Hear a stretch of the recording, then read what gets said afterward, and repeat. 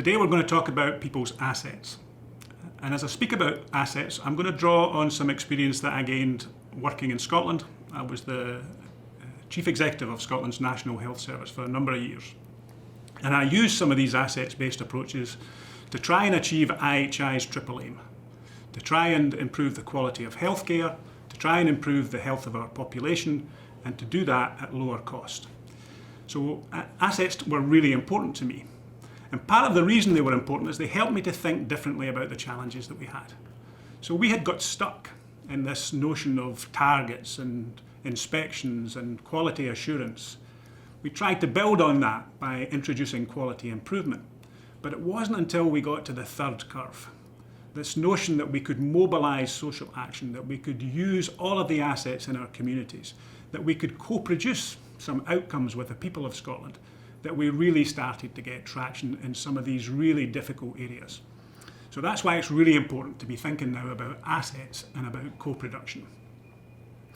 And if we're going to get into this territory, we need to think differently, because in the past, we've kind of kept the power. And then we've gradually learned to share it. But when you get into assets-based approaches, you need to be ready to cede control. You need to be able to give some of that away.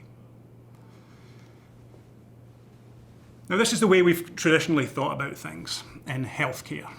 We've thought about sickness, about problems, about dependencies, and about disempowering people. How often have you heard folk complain about the extent to which adherence to drugs was a problem for them?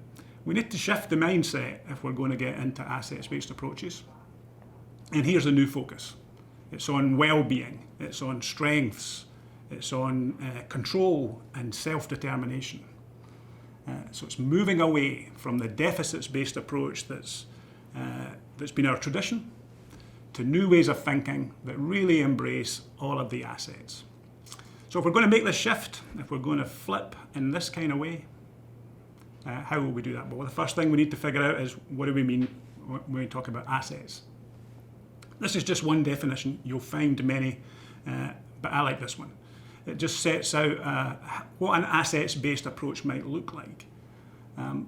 So what are we looking for when we're looking for assets? Well, we're looking for those skills that local residents have, the capacity that they have, the knowledge of the local community and the neighbourhood that they have, the things that they're interested in and passionate about, the sources of community pride, the networks that they make, the connections that they're able to point you towards, the way in which they associate and come together as a community, the resources that they've been able to galvanise to help them make progress, and then the physical and economic resources of the neighbourhood or the community.